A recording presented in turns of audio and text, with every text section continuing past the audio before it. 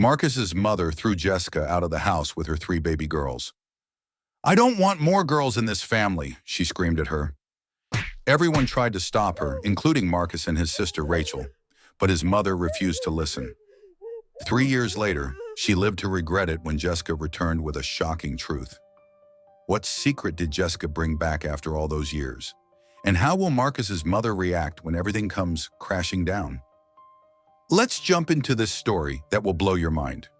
In the busy city of Charlotte, North Carolina, there lived a sweet, happy, and pretty woman named Jessica Martinez. Jessica was just 22 years old. She had brown eyes that sparkled when she smiled and long dark hair that she always tied in a ponytail. Everyone in her apartment building loved her because she was nice, always said hello, and helped people carry their groceries. Each morning when she walked to the bus stop, Jessica would wave at Mr. Kim, who ran the corner store, and Mrs. Thompson, who sat on her porch. "Good morning," she'd call out with her bright smile. Even the grumpy security guard would nod and almost smile when he saw her. Other neighbors would watch her and say things like, "That Jessica girl is something special." Some mothers would tell their daughters, "Why can't you be more like Jessica?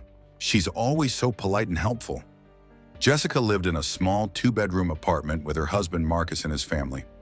Marcus was a tall man with a deep voice who worked at a car repair shop. He loved Jessica so much that sometimes he'd just stare at her while she cooked dinner.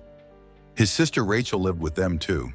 Rachel was loud and funny, always cracking jokes and making everyone laugh. She worked at a coffee shop downtown and would bring home free pastries every Friday. But the real boss of the house was Marcus's mother, Gloria Washington. Gloria was a big woman with sharp eyes and an even sharper tongue. When she talked, people shut up and listened. She wore her hair in tight curls and always had her arms crossed over her chest like she was mad at the world. Gloria worked as a manager at a grocery store, and everyone there was scared of her. She'd been living with Marcus since his father died 5 years ago, and she made it clear this was her house, her rules. Marcus loved his mother with his whole heart. He called her the strongest woman I know, and never ever went against what she said. Jessica was his world, but Gloria was his blood. Then one Tuesday morning, everything fell apart. Jessica woke up feeling sick. Not regular sick, the kind of sick that made her run to the bathroom and throw up so hard her eyes watered. She gripped the toilet seat, her knuckles turning white. This had been happening for 2 weeks now. Every morning, same thing. Marcus heard her from the bedroom. He knocked on the bathroom door. "Jess, baby, you okay in there?" "I'm fine," she called back, wiping her mouth with toilet paper. "Just something I ate." Probably, but she wasn't fine. By noon, she felt so dizzy she had to sit down on the kitchen floor. Rachel found her there, leaning against the cabinet with her eyes closed. "Girl, what's wrong with you?" Rachel knelt down beside her. "You look like death." "I don't know. I keep throwing up. I'm so tired all the time. My back hurts." Rachel's eyes went wide. "When was your last period?" Jessica's face went blank. She counted backwards in her head. Once, twice, 3 times. "Oh my God! We're going to the doctor, right now." 2 hours later, they sat in a small clinic room with pale green walls. The doctor, a tired-looking woman with glasses, came in holding a clipboard. She didn't smile. "Mrs. Washington," the doctor said, "you're pregnant." Jessica's heart stopped. Then it started racing so fast she thought it might explode. "Pregnant? Are you sure?" "Very sure, and there's more." The doctor looked down at her notes. "You're carrying triplets, 3 babies." The room started spinning. Rachel grabbed Jessica's hand and squeezed it hard. "Triplets?" Jessica whispered. 3? "Yes. You're about 8 weeks along. We did an ultrasound and we can already see all 3. Congratulations." But the doctor's face didn't look like congratulations. It looked like sympathy. When they got home, Marcus was in the living room watching TV with his mother. He jumped up when he saw Jessica's face. "What happened? What did the doctor say?" Jessica opened her mouth, but nothing came out. Rachel spoke instead. "She's pregnant with triplets." Marcus froze. His mouth fell open. Then the biggest smile spread across his face and he ran to Jessica, picking her up and spinning her around. "Baby, we're having babies! 3 babies!" But Gloria didn't move.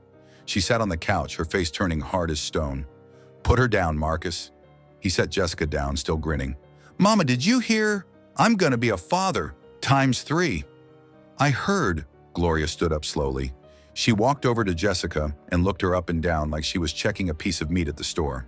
Can they tell what they are? Boys or girls? It's too early, Rachel said. They won't know for a few more weeks. Gloria's jaw clenched. They better be boys. This family needs boys. Strong men, not more women.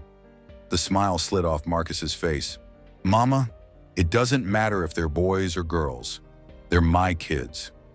It matters to me. Gloria turned and walked to her bedroom, slamming the door.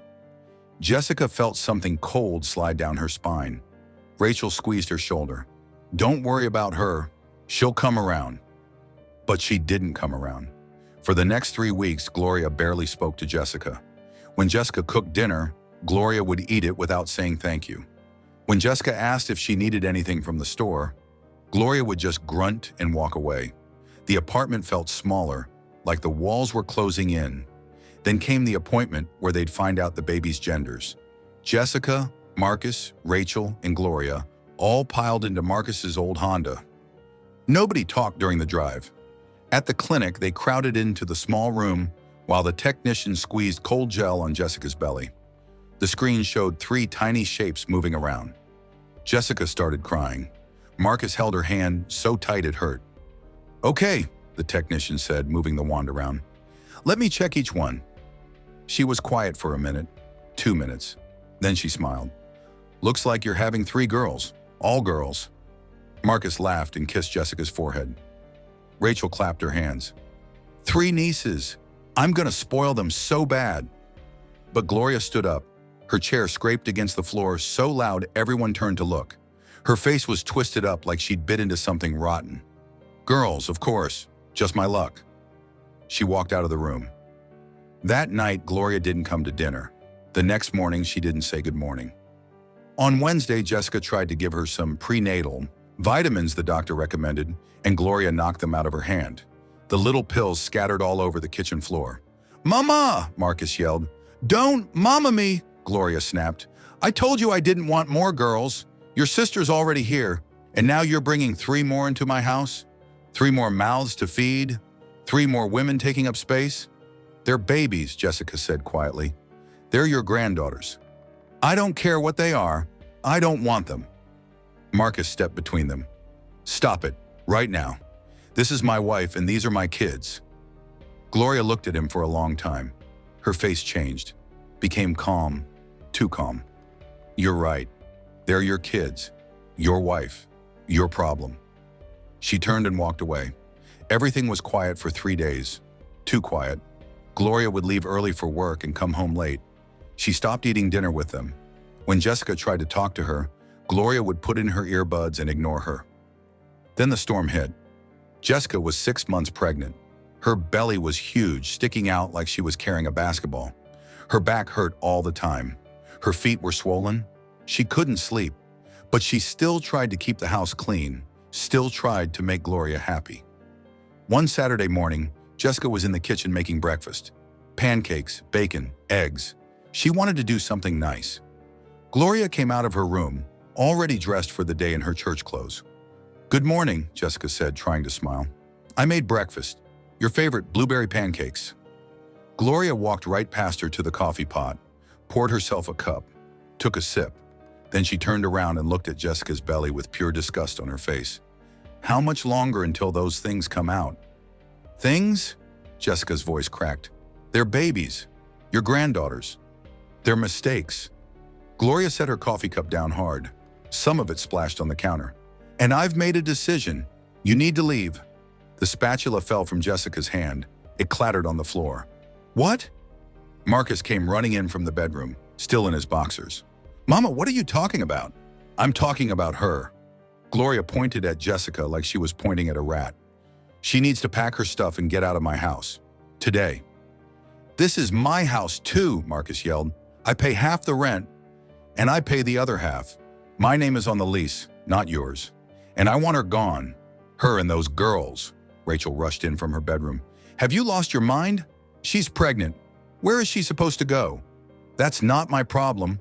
Gloria crossed her arms. I told you from the start I didn't want more girls in this family. But you didn't listen. You never listened to me. So now she has to go. Jessica started crying. Not soft crying. Big ugly sobs that made her shoulders shake. Please, I have nowhere to go. My family is in Texas. I can't travel like this. The doctor said I can't fly. Then drive or take a bus. I don't care. Just get out of my house. Marcus grabbed his mother's arm. Stop. You're being crazy. These are my babies, my wife. If she goes, I go. Gloria ripped her arm away. Then go. See if I care. Choose her over your own mother. See how that works out for you. Don't make me choose. I'm not making you choose. I'm telling you she has to leave. You can stay if you want, but she goes. The apartment went silent except for Jessica's crying. Marcus looked at his mother, then at Jessica, then back at his mother. His face was all twisted up like he was in pain. Marcus, Jessica whispered, tell her I'm not leaving.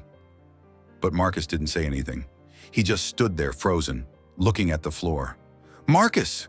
Jessica's voice got louder. Say something. He rubbed his face with both hands. Mama, can we talk about this?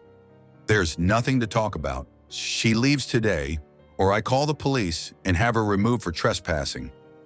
Rachel got right in Gloria's face. You're a monster. You know that. Get out of my way, Rachel. No, this is wrong and you know it. It's my house, my rules. End of discussion. Gloria walked to her bedroom and slammed the door. The sound echoed through the apartment like a gunshot. Jessica slid down the kitchen cabinet until she was sitting on the floor, still crying. Marcus just stood there looking at the closed bedroom door. Rachel knelt beside Jessica and held her. We'll figure this out, Rachel whispered. I promise. But there was nothing to figure out. An hour later, Gloria came back out with Jessica's suitcase. She'd already packed everything. Clothes, shoes, toiletries. She dumped it in the middle of the living room. Time's up. Jessica pulled herself off the floor. Her legs were shaking. She looked at Marcus one more time. Please, don't let her do this. Marcus opened his mouth, closed it, opened it again. Maybe just for a little while, until I can talk to her. Make her understand. Jessica felt something break inside her chest. You're really going to let her throw me out? While I'm pregnant? With your babies? It's just temporary, Jess. I'll fix this. I promise. You promise? Jessica laughed, but it sounded more like choking. You can't even stand up to your own mother, but you promise you'll fix this. That's not fair. Fair? You want to talk about fair? Jessica grabbed her suitcase. Rachel tried to help her, but she pushed her away. I did everything right. I took care of this house. I took care of your mother. I never complained.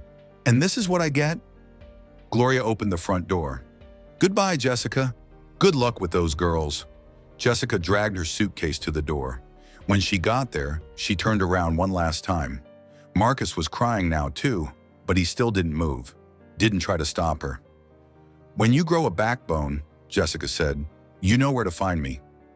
She walked out into the hallway. The door slammed behind her. She stood there for a second, her hands on her huge belly, feeling the baby's kick. Then she started walking toward the elevator. Each step hurt. Her feet, her back, her heart. Everything hurt. Outside, the sun was too bright. The street was too loud. Cars honked. People rushed past her like she was invisible. Jessica sat down on the curb, her suitcase next to her, and pulled out her phone. Her hands were shaking so bad she could barely dial. Mom, she said when the call connected, I need help. But her mother's voice was cold. Jessica, I told you not to call me anymore. Not after you married that man against our wishes. Mom, please, his mother kicked me out. I'm 6 months pregnant with triplets, and I have nowhere to go. That sounds like your problem. You made your bed. Now lie in it. Mom, I'm begging you. The line went dead. Her own mother had hung up on her. Jessica called her sister. Voicemail. She called her old friends from high school. One didn't answer. Another said she was sorry, but she didn't have room. The third said, Girl, you need to figure out your life. I can't help you. The sun started going down. Jessica's phone battery was at 10%. She had $47 in her bank account. No job, no family. 3 babies coming in 3 months. She looked down at her belly and whispered, "What am I going to do?" A police car rolled by slowly. The officer looked at her. Jessica grabbed her suitcase and started walking. She didn't know where she was going. She just walked, block after block. Her feet screamed at her to stop, but she kept going. When it got dark, she found herself in front of a Target. The bright red sign glowed in the night. Jessica went inside and found the bathroom. She locked herself in a stall and sat on the toilet, crying so hard she thought she might throw up. An employee knocked on the door. "Miss, you okay in there?" "I'm fine," Jessica lied. She stayed in that Target bathroom for 2 hours until a manager found her and told her she had to leave. Back outside, the air was cold. Jessica's thin jacket wasn't enough. She walked until she found a bus stop with a covered bench. She sat down and curled up as much as her belly would let her, using her suitcase as a pillow. That's where she fell asleep, pregnant, alone, homeless. The streetlights buzzed overhead. Cars drove by. Nobody stopped to check on the pregnant woman sleeping on a bench. When the sun came up, Jessica woke to someone shaking her shoulder.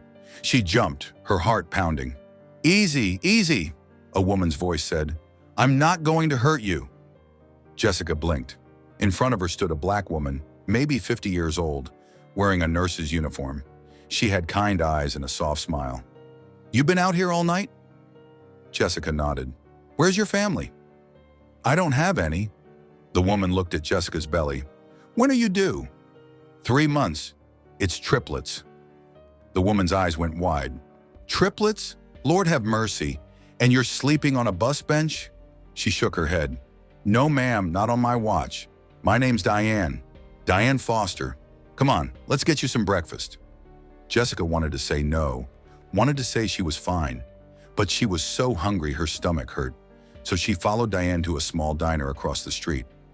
Diane ordered her pancakes, eggs, bacon, orange juice, and toast. Jessica ate so fast she almost choked. "Slow down, baby," Diane said, pushing the orange juice toward her. "The food's not going anywhere." Between bites, Jessica told her story. Everything. Marcus, Gloria, the girls, being thrown out. Diane listened without interrupting, her face getting more and more angry. "That's evil," Diane finally said. "Pure evil.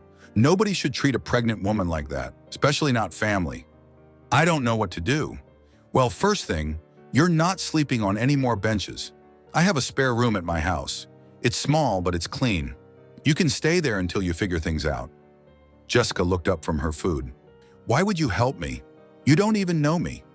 Diane smiled. "I've been where you are. Different circumstances, but same boat. Pregnant and alone. Someone helped me back then. Now I help others. That's how it works. We lift each other up." Jessica started crying again, but this time they were different tears. Relief tears. "Thank you. Thank you so much." "Don't thank me yet. We got a lot of work to do. You need doctor's appointments, baby clothes, a plan. But we'll handle it. Together." Diane's house was in a quiet neighborhood with small, neat houses lined up like soldiers. The inside smelled like cinnamon and clean laundry. The spare room was tiny, just big enough for a twin bed and a dresser, but it had a window that let in sunlight. "It's perfect," Jessica said. For the first time in weeks, she felt safe. Days turned into weeks. Diane took Jessica to all her doctor appointments. The babies were healthy, growing right on schedule. Diane bought maternity clothes from the thrift store. She made Jessica eat vegetables and take her vitamins. At night, they'd watch TV together, and Diane would tell stories about her own kids who were all grown now and living in different states. "You're going to be a great mother," Diane told her one night. "How do you know?" "Because you're still fighting. After everything that happened, you're still here. That's what being a mother is, showing up even when it's hard." 2 weeks before Jessica's due date, Diane was at work when Jessica felt the first contraction. It was small, like a cramp. She ignored it. Then another one came. Harder. She checked the clock. 20 minutes apart. By the time Diane got home, Jessica was on the floor, gripping the couch and breathing hard. "It's time," she gasped. They rushed to the hospital. The contractions were coming faster now. Every 5 minutes. Every 3. The pain was like nothing Jessica had ever felt. Like her body was being ripped apart from the inside. In the delivery room, nurses rushed around. Machines beeped. A doctor with tired eyes came in and checked her. "You're ready. Let's have these babies." 8 hours later, Jessica had 3 tiny baby girls. They were small, so small they could each fit in one hand. The nurses cleaned them and wrapped them in pink blankets. When they placed the first baby in Jessica's arms, Jessica forgot about all the pain, all the hurt, all the anger. She just looked at this perfect little face and fell in love. "Her name is Zoe," she whispered. The second baby was Maya. The third was Lily. Zoe, Maya, and Lily. Her 3 miracles. Diane stood by the bed, tears running down her face. They're beautiful, just beautiful. But as Jessica held her babies, she thought about Marcus, about how he should be here, how these were his daughters too. Part of her wanted to call him, to tell him his girls were here, but another part of her was still too angry. She decided not to call. If he wanted to know about his daughters, he could call her first. But her phone never rang. The next 6 months were the hardest of Jessica's life. 3 babies crying at different times, changing diapers every hour, no sleep. Diane helped as much as she could, but she had to work. Jessica was alone most days, trying to feed 3 hungry mouths with barely any money. She applied for government assistance, food stamps, WIC, Medicaid. It kept them alive, but just barely. The babies needed formula, diapers, clothes they'd grow out of in weeks. Jessica's savings ran out fast. Some nights she'd sit in the dark after finally getting all 3 babies to sleep, and she'd cry so hard she couldn't breathe. She thought about calling Marcus 100 times. Her finger would hover over his name in her phone, but she never pressed it. Her pride wouldn't let her. Then one day when the girls were 8 months old, Diane came home with a huge smile on her face. "I got you a job." "What?" "My friend Cheryl manages a daycare. They need help. It doesn't pay much, but you can bring the girls with you. Free childcare." Jessica hugged Diane so hard she almost knocked her over. The daycare job was perfect. Jessica changed diapers, fed babies, read stories. The girls played with the other kids. For the first time since leaving Marcus's apartment, Jessica felt like maybe things would be okay. She worked hard, harder than anyone else. When Cheryl needed someone to stay late, Jessica stayed. When they needed weekend coverage, Jessica volunteered. After 6 months, Cheryl promoted her to assistant director with a raise. Jessica started saving money. Not much, but every dollar counted. She'd put it in an envelope under her mattress. One day she promised herself she'd have enough to get her own place. The girls grew, started walking, started talking. Zoe's first word was "Mama." Maya's was "No." Lily's was "More." They were loud and messy and exhausting, but Jessica loved them more than she'd ever loved anything. One day when the girls were 2.5, Diane sat Jessica down at the kitchen table. "I need to tell you something," Diane said. "My daughter in California is sick. Cancer. I have to move out there to help take care of her." Jessica felt her stomach drop. "When?" "In 2 months. I'm so sorry, Jessica. I don't want to leave you, but no, don't apologize. You've done so much for me already. You saved my life. Go be with your daughter." But after Diane left, Jessica cried for an hour. Diane was the only family she had. Now she'd be truly alone. Jessica found a cheap apartment in a not great part of town. The building smelled like cigarettes and the walls were thin, but it was hers. She moved in with the girls and tried to make it feel like home.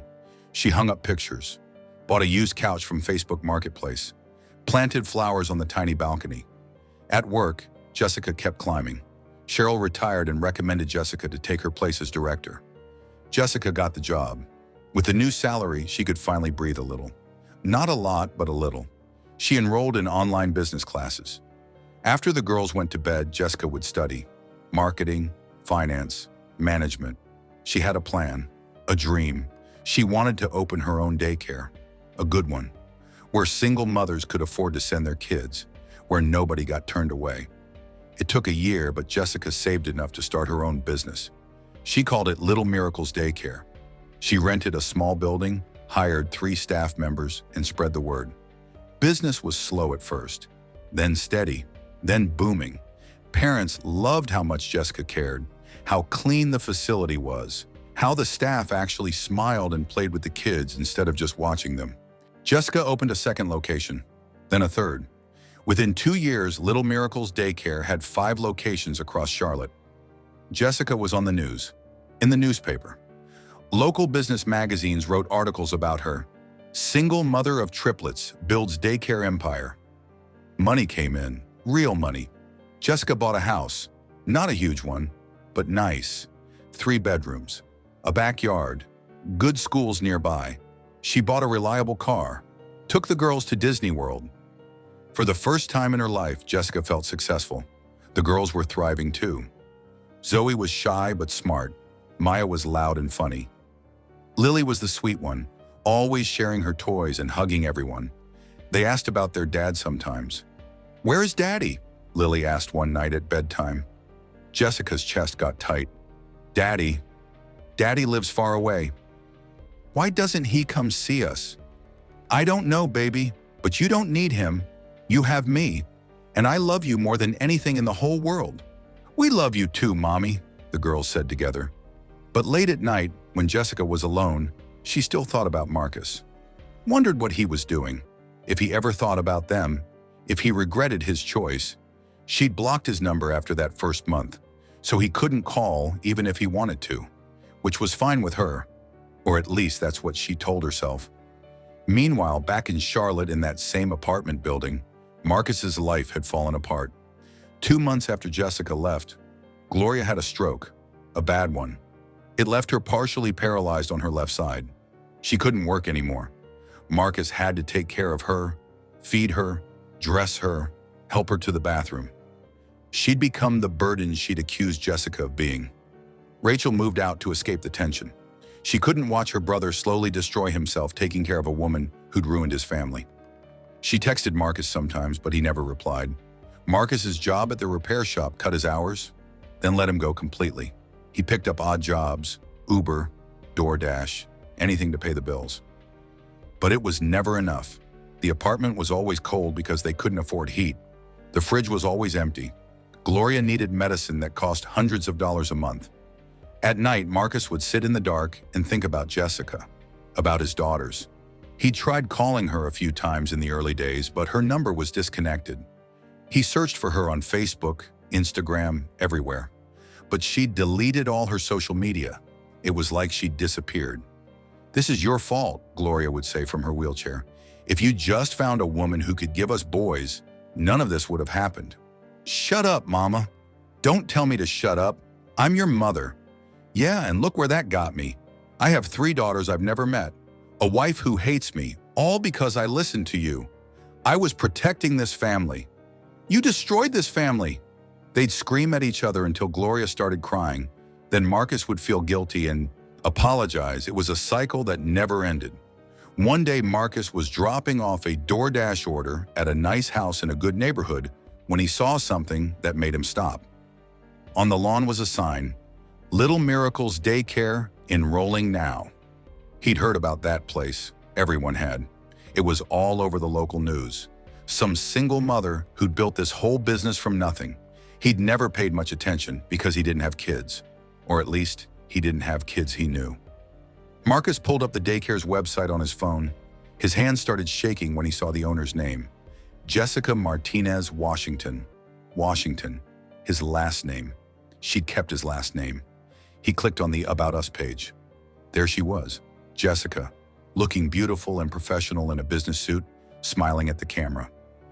The bio said, "Jessica is a devoted mother to 3 daughters and the founder of Little Miracles Daycare. She started this business with a simple dream, to create a safe, loving environment for all children, regardless of their family circumstances. 3 daughters." Marcus's vision got blurry. He had to pull over because he couldn't see the road anymore. He was crying too hard. His daughters. He had daughters, and they were 3 years old now. He'd missed everything. First steps, first words, everything. He called Rachel. "I found her." "Found who?" "Jessica. She's here, in Charlotte. She never left, and she has a whole business now. Daycare centers all over the city." Rachel was quiet for a second. "The Little Miracles place? That's Jessica?" "Yeah." "Holy shit, Marcus. What are you gonna do?" "I don't know. I want to see my daughters. Then go see them. What's stopping you? What if she won't let me? What if she hates me? She probably does hate you. You chose your mother over her. But those are your kids too. You have a right to meet them. Marcus drove to the main Little Miracles location the next day. It was in a nice building with a colorful playground outside. Through the window, he could see kids running around, laughing, playing. Was his daughters in there? Were they happy? He sat in his car for an hour, trying to get the courage to go inside. Finally, he opened the door and walked to the entrance. His heart was pounding so hard he felt dizzy. Inside, it smelled like crayons and hand sanitizer. The walls were painted bright colors with cartoon animals. A young woman at the front desk smiled at him. "Can I help you?" Is Jessica here? Jessica Washington? Mrs. Washington is in a meeting right now. Can I take a message? No, I need to see her. It's important, personal. The receptionist looked uncomfortable. Sir, I can't just interrupt her meeting. If you'd like to schedule an appointment, tell her Marcus is here. Her husband. She'll see me. The receptionist's eyes went wide. She picked up the phone and whispered into it. A minute later, she nodded at Marcus. She'll see you. Third door on the left. Marcus walked down the hallway on shaking legs. He knocked on the door. Come in. When Marcus opened the door, Jessica was standing by the window with her arms crossed. She looked different. Older, stronger. Her hair was shorter, cut in a professional style. She wore a navy blue dress and heels. She looked like a boss, like someone important. Hello, Marcus. Jess, you look good. What do you want? Her voice was ice cold. Marcus flinched. I wanted to see you. To talk. Talk, okay. You have 5 minutes. I'm sorry. I'm so sorry for what happened. For what I let happen. My mother was wrong. I was wrong. I should have protected you. You're 3 years too late. I know, but I want to meet them. My daughters, please. Jessica laughed, but it wasn't a happy sound.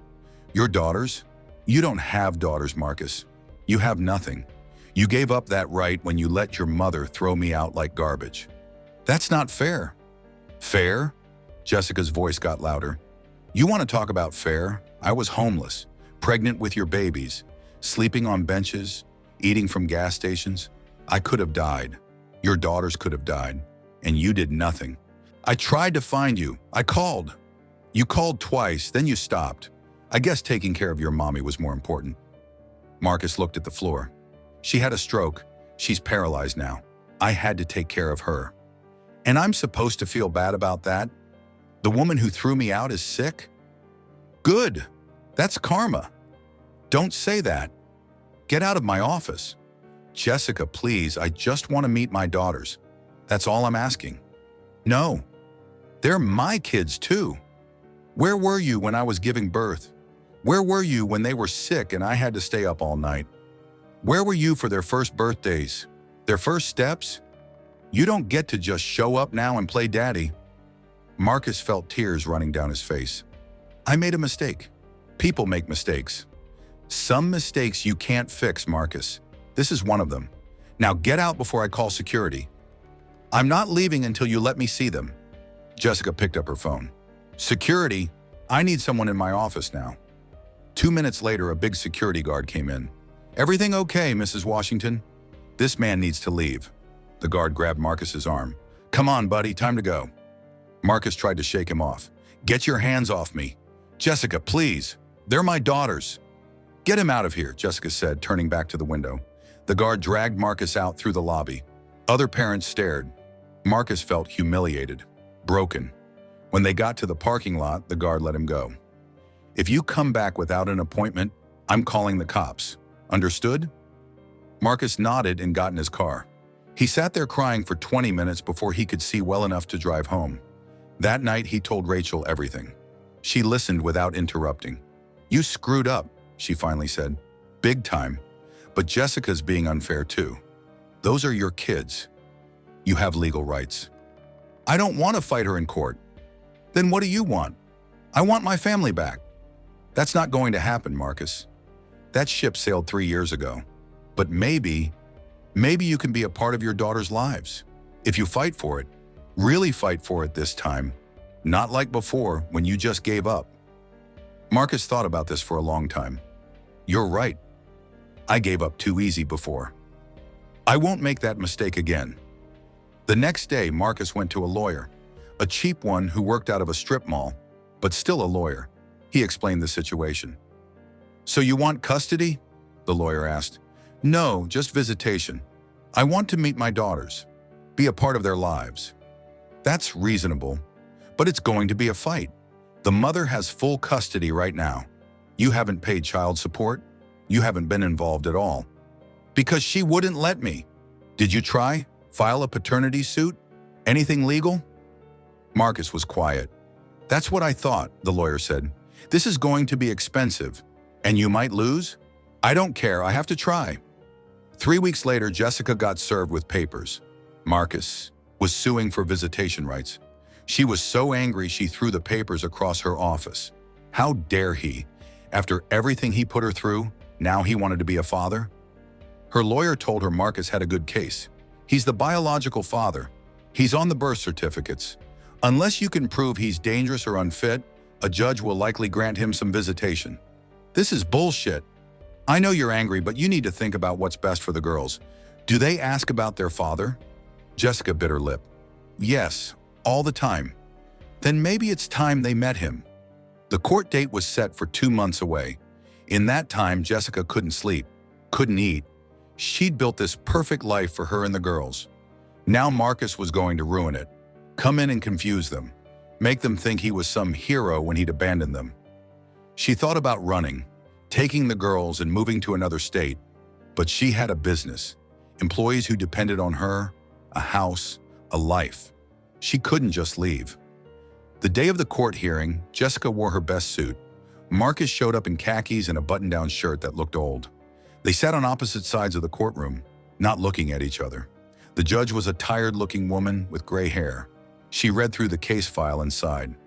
Mr. Washington, you're asking for visitation with your 3 daughters, ages 3. Is that correct?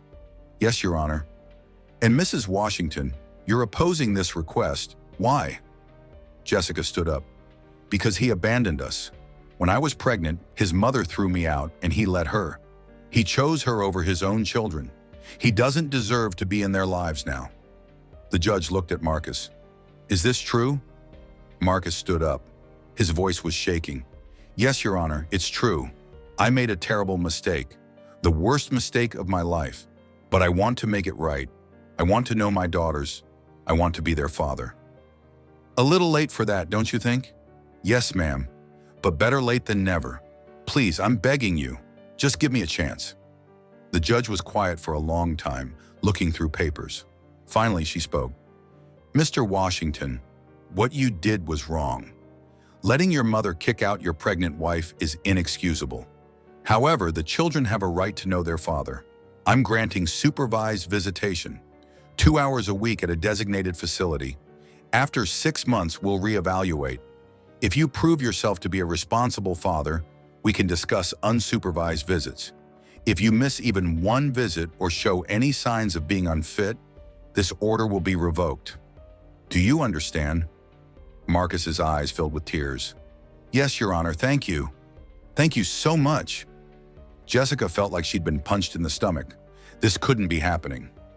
Mrs. Washington, the judge said, I know this is difficult, but your daughters deserve to know their father. Try to work together for their sake. Outside the courthouse, Marcus tried to talk to Jessica, but she walked past him without a word. She got in her car and screamed so loud her throat hurt. 2 weeks later, the first supervised visit happened at a family services center. Jessica brought the girls. They were nervous, holding on to her legs. Mommy, where are we? Zoe asked. We're here to meet someone special. Who? Your daddy. All 3 girls looked at each other with big eyes. They'd seen pictures of Marcus. Jessica couldn't lie to them about who their father was, but they'd never met him in person. Marcus was already in the visitation room when they arrived. He stood up when they walked in. Jessica saw his face change when he saw the girls for the first time. He started crying immediately. Hi, he said, kneeling down to their level. I'm your daddy. Lily, the brave one, walked over to him first. She stared at his face. You look like the picture. Yeah, I do. Why don't you live with us? Marcus's voice cracked. Because I made some bad choices. But I'm here now, and I want to get to know you. All three of you. Maya pulled on Jessica's hand. Mommy, is it okay? Jessica wanted to say no, wanted to grab her girls and run, but she looked at their curious faces and knew she couldn't do that to them. It's okay, baby. You can play with him. The girls slowly approached Marcus. He'd brought toys, dolls, and coloring books. They sat on the floor and played while Jessica watched from a chair in the corner with the supervisor. Every time Marcus made one of the girls laugh, Jessica felt a stab in her chest. When the 2 hours were up, the girls ran back to Jessica. Can we come back? Lily asked. Yes, next week. Yay! As they were leaving, Marcus caught Jessica's arm. Thank you. She pulled away. I'm not doing this for you. I'm doing it for them. The weekly visits continued. Every Saturday, Jessica would drop the girls off and Marcus would spend 2 hours with them. He learned their favorite colors, their favorite foods, their personalities. Zoe liked books, Maya liked dancing, Lily liked hugs. After 3 months, the supervisor told Jessica that Marcus was doing great. He's patient with them, engaged. He never shows up late. He's really trying. Jessica didn't want to hear it, but she couldn't deny what she saw. The girls were happy after their visits. They'd talk about Daddy all week, ask when they'd see him again. One day, Marcus texted Jessica, Can we talk? Not about the girls, about us. She ignored it. He texted again a week later, then a week after that. Finally, she replied, There is no us. I know, but I need to say something to you, please. Just 10 minutes, in public, wherever you want. Against her better judgment, Jessica agreed to meet him at a coffee shop.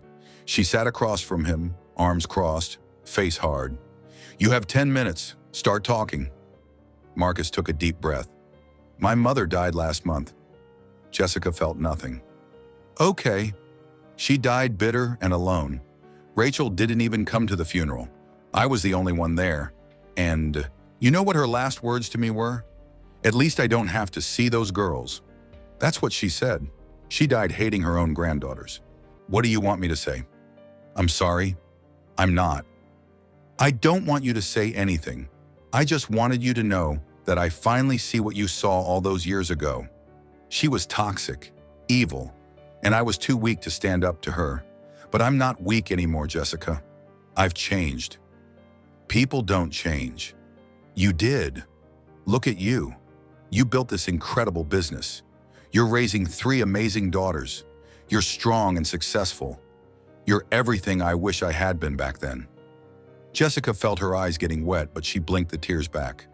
You don't get to compliment me. You don't get to admire me. You lost that right. I know I'm not asking for forgiveness. I don't deserve it. I'm just asking for a chance to be a father to my daughters. That's all. You already have that. The court gave it to you. I want more than 2 hours a week in a supervised room. I want to take them to the park, to the movies.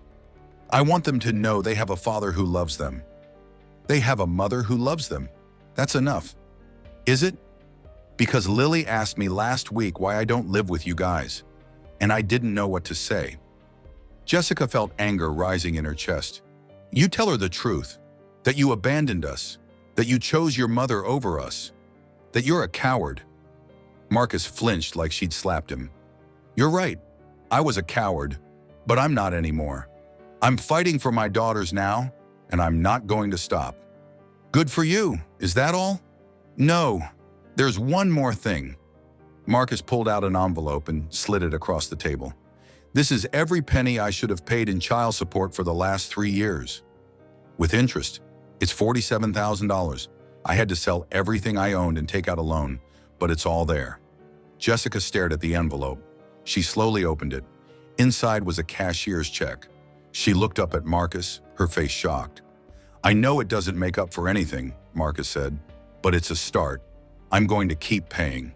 Every month, on time. You and the girls will never have to worry about money from me again. Jessica didn't know what to say. She'd expected him to fight for custody, to try to take the girls from her. But this? She wasn't prepared for this. I don't want your money. It's not for you. It's for them. Buy them whatever they need. Save it for college. I don't care. Just take it. Jessica put the check in her purse. Fine, but this doesn't change anything. I know. They sat in silence for a minute. Then Jessica stood up. Your 10 minutes are up. She walked out of the coffee shop feeling confused, angry, and something else she couldn't quite name.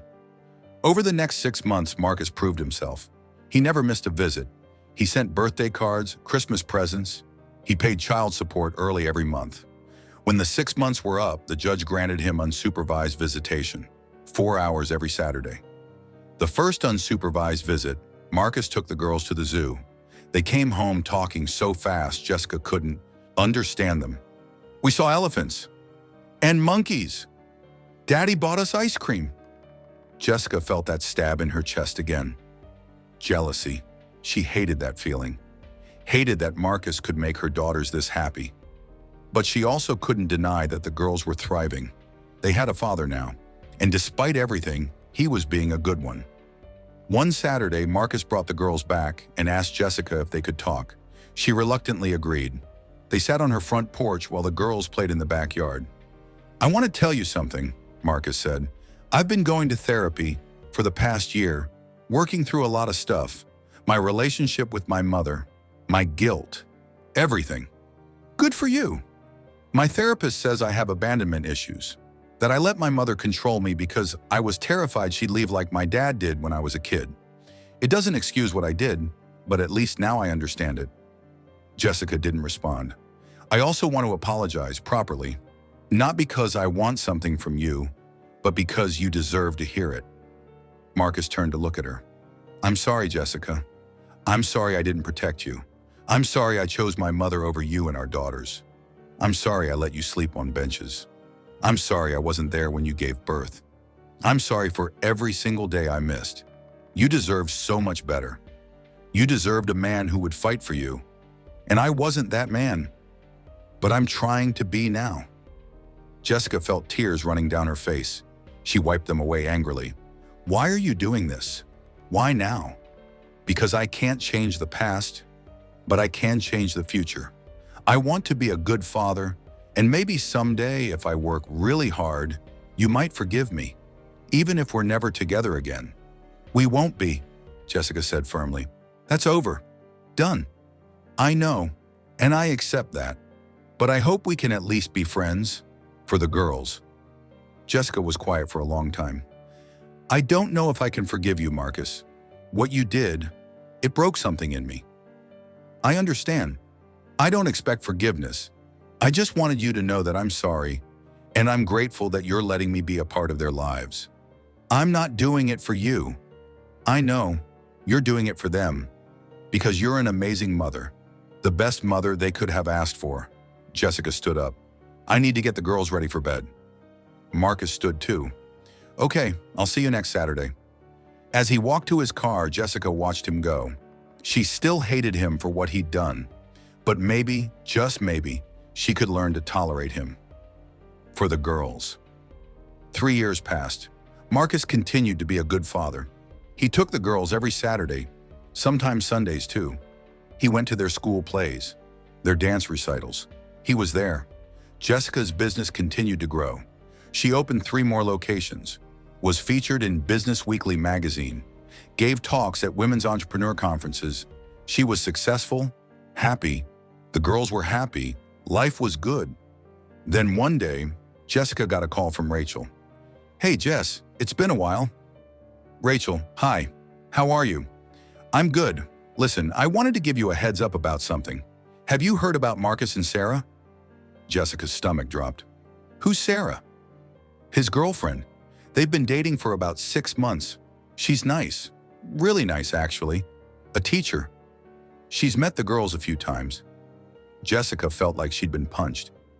He's dating someone, and he introduced her to my daughters without telling me?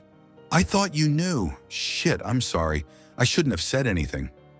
After hanging up, Jessica immediately called Marcus. You have a girlfriend. Hello to you too. Answer the question, Marcus. Yes, her name is Sarah. We've been seeing each other for a few months. And she's met my daughters? Our daughters? Yes, she has. A couple times. They like her. You should have told me. I was going to. I just wanted to make sure it was serious first. This is exactly what I was afraid of. You coming in and disrupting their lives, bringing random women around them. She's not random. I love her, Jessica. Those words hit Jessica like a truck. Love. He loves someone else, which shouldn't matter. They weren't together. She didn't want him. So why did it hurt so much? I want to meet her, Jessica said, before she spends any more time with my daughters. Okay, that's fair. How about dinner? You, me, Sarah, and Rachel. The girls can stay with a babysitter. Jessica didn't want to have dinner with Marcus and his new girlfriend, but she also needed to protect her daughters. So she agreed. The restaurant was nice. Too nice. Jessica felt underdressed even though she was wearing her best outfit. Sarah was already there when Jessica arrived. She was pretty, blonde, young, maybe 25. She smiled at Jessica like they were old friends. Jessica, it's so nice to finally meet you. Marcus has told me so much about you. Jessica shook her hand. I wish I could say the same. They sat down. The dinner was awkward. Sarah talked too much, tried too hard. Jessica hated her immediately, not because she was awful, but because she was perfect, kind, bubbly, the kind of woman Marcus should have married instead of Jessica. Halfway through dinner, Sarah reached across the table and put her hand on Jessica's. I just want you to know that I'm not trying to replace you. You're their mother. Nothing will ever change that. I just care about Marcus, and by extension, I care about the girls. I hope we can all get along. Jessica pulled her hand away. I don't care about getting along with you. I care about my daughters being safe and happy. If you hurt them, or if you hurt Marcus and he takes it out on them, we're going to have a problem. Jessica, Marcus said, that's not fair. Isn't it? You have a great track record with women, Marcus. Should I remind you of how our relationship ended? The table went silent. Sarah looked confused. Rachel looked uncomfortable. Marcus looked hurt. That was a low blow, Marcus finally said. It's the truth. Jessica stood up. I'm leaving. Enjoy your dinner. She walked out of the restaurant and sat in her car, crying. Why was she crying? She didn't want Marcus. She'd moved on, built a whole life without him. So why did seeing him with someone else hurt so much? Over the next few months, Jessica saw Sarah more and more. She'd be there when Marcus picked up the girls, at their dance recital, at Zoe's school fair. The girls loved her, kept talking about how fun Miss Sarah was. It made Jessica want to scream. Then one day, Marcus showed up at Jessica's door alone. It wasn't his day with the girls. What do you want? Jessica asked. I need to tell you something. Can I come in? She let him in. They sat in the living room. Marcus looked nervous. I'm proposing to Sarah next week. I wanted to tell you first, out of respect. Jessica felt the room spin. You're getting married? Yes, I love her. She makes me happy, and she's great with the girls. You've only been dating for a year. I know, but when you know, you know. Isn't that what you used to say? Jessica stood up. Get out. Jessica, get out of my house. I'm trying to be respectful here. I'm trying to include you in... I don't want to be included. You ruined my life once. Now you're moving on with someone else while I'm still... She couldn't finish the sentence. Couldn't admit that she still had feelings for him, that she'd never really moved on. Marcus stood up. Still what? Jessica, talk to me. Just go, please. After he left, Jessica collapsed on the couch and cried harder than she had in years. The girls found her like that when they got home from school. Mommy, why are you sad? Lily asked, crawling into her lap. I'm not sad, baby, just tired. But Zoe, the perceptive one, knew better. Is it about Daddy? Jessica nodded. Do you miss him? Sometimes. Why don't you guys get back together? Then we could all live together. If only it was that simple. Marcus married Sarah that spring in a small ceremony. The girls were flower girls. Jessica wasn't invited, which was fine by her, or so she told herself. A month after the wedding, Marcus called Jessica with news. Sarah's pregnant. We're having a baby. Jessica hung up without responding. She threw her phone across the room and screamed. This wasn't fair. None of this was fair. She'd suffered, struggled, raised 3 kids alone, and Marcus got a do-over. A new wife, a new baby, a fresh start. But then 2 months later, everything changed. Marcus was rushing home from work when his car was hit by a drunk driver. The impact was catastrophic. He was rushed to the hospital in critical condition. Jessica got the call from Rachel. You need to come to the hospital now. It's bad, Jess. Really bad. Jessica left the girls with a neighbor and drove to the hospital. In the waiting room, she found Rachel and Sarah. Sarah's face was red and puffy from crying. When she saw Jessica, she ran to her and hugged her. He's in surgery. They don't know if he's going to make it. Jessica felt numb. Marcus couldn't die. He was supposed to be there for the girls. They needed their father. She sat down in a plastic chair and waited. For hours they waited. Rachel paced. Sarah cried. Jessica just stared at the wall. Finally, a doctor came out. He's stable, but he's in a coma. The next 48 hours are critical. They let them see him one at a time. When it was Jessica's turn, she walked into the ICU room and saw Marcus connected to a dozen machines. His face was swollen and bruised. He looked so small in that big hospital bed. Jessica sat beside him and took his hand. You don't get to die, Marcus. Do you hear me? You don't get to leave those girls. Not again. You fight, and you come back. But he didn't move, didn't respond, just lay there breathing with help from a machine. For 3 days, Marcus stayed in a coma. Sarah and Rachel took turns sitting with him. Jessica came after work when the girls were asleep. On the 3rd night, she was alone with him. She held his hand and started talking. I need to tell you something, she said to his unconscious form. I lied when I said I didn't have feelings for you anymore. I lied. I'm still angry. I'm still hurt. But I also still love you. I never stopped. And I hate that. I hate that after everything you put me through, I still love you. But I do. And you need to wake up because I can't raise those girls without you. They need their father. And maybe I need you too. Marcus's hand twitched. His eyes moved under his eyelids. Then slowly, so slowly, they opened. Jess? His voice was barely a whisper. Jessica started crying. Oh my God, you're awake. You're awake. She pressed the call button for the nurse. Where am I? The hospital. You were in an accident, but you're okay. You're going to be okay. Sarah, the baby. They're fine. Everyone's fine. Marcus squeezed her hand weakly. Did you mean what you said? Jessica's face went pale. You heard that? Some of it. You said, you love me. Jessica wanted to take it back, to say she was just emotional, but she couldn't lie anymore. Yes, I do. I love you, but it doesn't matter. Why not? Because you're married to someone else. You're having a baby with her. We can't go back, Marcus. I don't want to go back, Marcus said. I want to go forward, but I can't do that until I know. Do you forgive me for what I did? Can you ever forgive me? Jessica looked at him for a long time, at this man who'd broken her heart, who'd abandoned her, but also the man who'd fought his way back into their lives, who'd been a good father, who'd changed. I forgive you, she whispered. I forgive you. Marcus closed his eyes, a tear running down his bruised face. Thank you. Over the next few weeks, Marcus recovered. Sarah gave birth to a baby boy. They named him Marcus Jr.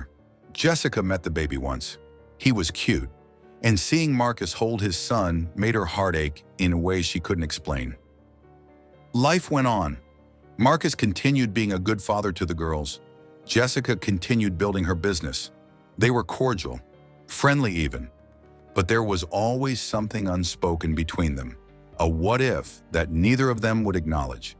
Then one day, almost a year after Marcus's accident, Sarah showed up at Jessica's office, alone.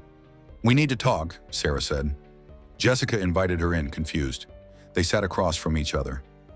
I'm leaving Marcus, Sarah said simply. Jessica's jaw dropped. What? Why? Because he doesn't love me. Not the way he should. Not the way he loves you. That's not true. Yes, it is. I've known for a while. The way he looks at you when he thinks no one's watching, how he compares me to you. I tried to ignore it, but I can't anymore. I deserve to be someone's first choice, not their consolation prize. Jessica didn't know what to say. I'm not trying to hurt anyone, Sarah continued. I'm just being honest. Marcus loves you. He never stopped. And I think you love him too. So stop wasting time. Life's too short. He almost died, Jessica. Don't wait until it's too late to be happy. With that, Sarah stood up and left. Jessica sat in her office for an hour, Sarah's words echoing in her head. That night, after putting the girls to bed, Jessica drove to Marcus's apartment. She knocked on the door. He answered in sweatpants and a t-shirt, looking surprised. Jess, what are you doing here? Is everything okay with the girls? The girls are fine. I need to talk to you. Okay, come in. The apartment was messy, baby toys everywhere, dishes in the sink. Marcus looked exhausted. Sarah told me she's leaving you. Marcus sighed and sat on the couch. Yeah, we're getting divorced. She wants custody of Marcus Jr. I'm not going to fight her. I've put her through enough. She said you still love me. Marcus looked up at her. She's right, I do. Why didn't you say anything? What was I supposed to say? Hey, I know I'm married and having a baby with someone else, but I still love my ex-wife? That's not fair to anyone. Is that why you married her? To try to get over me? Maybe. I don't know. I thought I could make it work. Thought I could love her the way I loved you, but I couldn't. No one compares to you, Jessica. No one ever will. Jessica sat down next to him. I still love you too. I know. You told me in the hospital. I thought you might not. Remember that. I remember every word. Marcus turned to face her. What do we do now? I don't know. This is complicated. You have a son. I have my business. The girls are finally stable and happy. What do you want? If you could have anything, what would it be? Jessica thought about it, really thought about it. I want my family back, all of us together, but I don't know if that's possible anymore. Why not? Because too much has happened, too much pain, too much hurt. But you forgive me. You said so. Forgiveness doesn't erase the past, Marcus. No, but it makes room for a future. Marcus took her hand. I know I don't deserve another chance. I know I screwed up more times than I can count, but I love you. I love our daughters. And if you give me one more chance, I swear I will spend the rest of my life making it up to you. I'll never let you down again.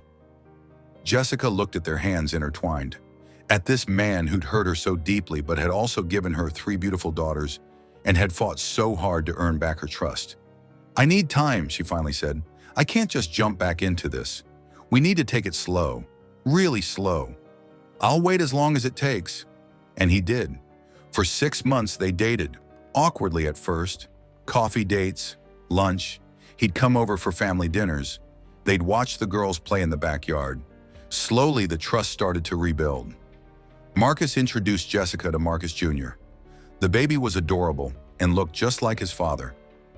Watching Marcus with his son made Jessica fall in love with him all over again. He was a good father to all his kids. 1 year after their first date, again, Marcus proposed, not with a fancy ring or a big gesture, just the two of them sitting on Jessica's couch after putting the girls to bed. Marry me, he said, again. Let me be your husband. Let me prove to you every day that I'm the man you deserve. Jessica looked at him for a long time, at his hopeful eyes, his nervous smile. This man who'd broken her and then spent years putting her back together. Yes, she finally said, but if you ever choose your mother over me again, I'm taking everything. The girls, the house, your car, everything. Marcus laughed and pulled her into a kiss. Deal, but it won't happen, I promise. They got married 6 months later, a small ceremony in Jessica's backyard. Rachel was the maid of honor. The girls were flower girls, again. Marcus Jr. was the ring bearer. He mostly just drooled on the rings. It was perfect. Jessica's business continued to thrive. Marcus got a better job as a mechanic supervisor. They bought a bigger house with enough room for all 4 kids. They were happy, really happy. Gloria Washington never got to see how everything turned out. She died bitter and alone, just like she lived. But her grandchildren were loved and cared for. They had two parents who fought for them every day, who showed them what real love looked like. One night, years later, Jessica was putting the girls to bed. They were 8 now, smart and beautiful and strong. "Mommy," Zoe asked, "can I ask you something?" "Of course, baby." "Why did it take so long for you and Daddy to get married? The second time, I mean." Jessica thought about how to answer. "Because sometimes people make mistakes, and fixing those mistakes takes time. But if you really love someone, and they really love you, it's worth the wait." "Did Daddy make a lot of mistakes?" "Yes, but he also worked really hard to fix them. That's what matters." "I'm glad you guys got back together," Lily said. "I like having Daddy here." "Me too, baby. Me too." After the girls were asleep, Jessica found Marcus in the kitchen making tea. She wrapped her arms around him from behind and rested her head on his back. "Long day, he asked. "The best day. Like every day with you." Marcus turned around and kissed her forehead. "I love you, Jessica Martinez Washington. Thank you for giving me another chance." "I love you too. Now come on, our tea's getting cold." They sat on the back porch, holding hands and watching the stars. The same stars Jessica had looked at all those years ago, when she was alone and scared, and didn't know how she'd survive. But she had survived. And more than that, she'd thrived. Sometimes the people who hurt us the most are the ones who love us the most. They just don't always know how to show it. But with time, patience, and a lot of hard work, broken things can be fixed. Broken hearts can heal, and broken families can become whole again. Not every story gets a happy ending, but this one did, and that's all that matters.